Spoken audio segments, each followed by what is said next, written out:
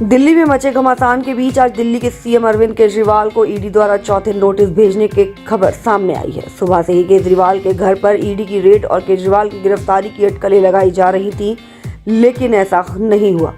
जिसके बाद केजरीवाल ने प्रेस कॉन्फ्रेंस कर भाजपा पर आम आदमी पार्टी खत्म करने की साजिश का आरोप लगाते हुए जनता से राय मांगी है, जिस पर एनसीपी अजीत पवार गुट के दिल्ली प्रदेश अध्यक्ष किशोर गोहरी ने हमारे चैनल पर जानकारी देते हुए बताया कि अगर राज्य का मुख्यमंत्री ही कानून का पालन नहीं करेगा तो बाकी जनता पर क्या असर होगा। जनता तो कानून व्यवस्था को एक तरफ कर देगी। और क्या कुछ कहा, आइए सुनाते हैं इस रिपोर्ट में। अब देखो, अगर एक किसी स्टेट का सीएम अगर वो ही कानून की इज्जत नहीं करेगा, अवहेलना करेगा, तो बाकी जनता के ऊपर क्या असर होगा। मैं सुप्रीम कोर्ट में ये रिक्वेस्ट करना चाहूँगा कि जो ये इग्नोर कर रहे हैं ईडी को, इन पे कड़ी से कड़ी कार्रवाई होनी चाहिए। मानते हैं ये सीएम हैं एक स्टेट की और देश के नागरिक भी पहले हैं, इनको कानून की कदर करनी चाहिए, रिस्पेक्ट करनी चाहिए। ये चीज़ ये शो करती है कि वाकया में ही ये चोर हैं। बाबा साहब भीमराव अंबेडकर की ये बात करते हैं, उनके संविधान की बात करते हैं, लेकिन ये खुद संविधान की धज्जियाँ उड़ा रहे हैं, कानून की धज्जियाँ उड़ा रहे हैं। क्या मानते हैं? इसका मतलब यही है कि ये कहने को तो कुछ है और करने को कुछ है।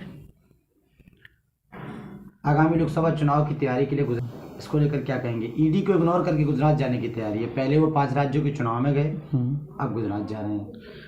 इलेक्शन कमीशन को इनका जो रजिस्ट्रेशन है ना, इस हरकत पे कैंसिल कर देना चाहिए, क्योंकि ये देश के कॉन्स्टिट्यूशन को ताक पे रख के काम कर रहे हैं, देश के संविधान की धज्जियाँ उड़ा रहे हैं। जो न्यायपालिका है, हर इंसान, छोटा इंसान भी कहता है कि मैं आपको I will see you in court. जो विश्वास है लोगों को कानून पे, न्यायपालिका पे, ये उसकी अवहेलना कर रहे हैं। आप दिल्ली ये सारी चीज़ें साबित होती हैं केजरीवाल जी की इन हरकतों पे, सारी चीज़ें साबित होती हैं कि वाकया में उन्होंने घोटाले करे हैं। डरता तो वही है ना जो चोर है, जिसने चोरी नहीं की उसको डर किस चीज़ का। लेकिन हाँ, डर तो हर किसी को लग रहा है केजरीवाल से, सबकी टांगें कांप रही हैं। डर उससे लगता है जो ईमानदार हो, काम करने वाला आदमी हो। खाली लॉलीपॉप दे के कहना कि मैं ईमानदार हूँ, हर बंदा केजरीवाल है। एक केजरीवाल ने तो तबाही मचा रखी है, 2 और हो जाओगे तो क्या होगा।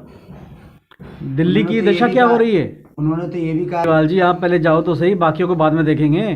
भीड़ में जब एक की ठुकाई होती है ना, बाकी सब ऐसे भग लेते हैं, कोई ना आता पास में।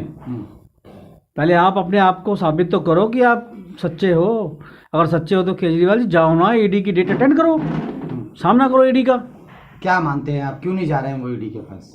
देखो, जो चोर होता है उसी को डर होता है। सच्चाई को किस चीज़ का डर है। आपने घोटाले करे इसीलिए आपको डर लग रहा है, क्योंकि आपको पता है सिसोदिया जी अंदर, जैन साहब अंदर, अब मेरी बारी, फिर और किस किस की बारी आएगी। आपका मेडिसिन का घोटाला सामने आया, डुप्लीकेट मेडिसिन दिल्ली गवर्नमेंट के हॉस्पिटल्स में मिली, और जितने नर्सिस से 60-60 हज़ार रुपये महीना लिया जा रहा है रिश्वत, वहाँ से 60 हज़ार रुपये साल का किस चीज़ का लिया जा रहा है। तो हम मानते हैं एक बड़ा घोटाला सामने आया है और केजरीवाल जी को ईडी के सामने जाना चाहिए जी, अगर वो सही हैं तो।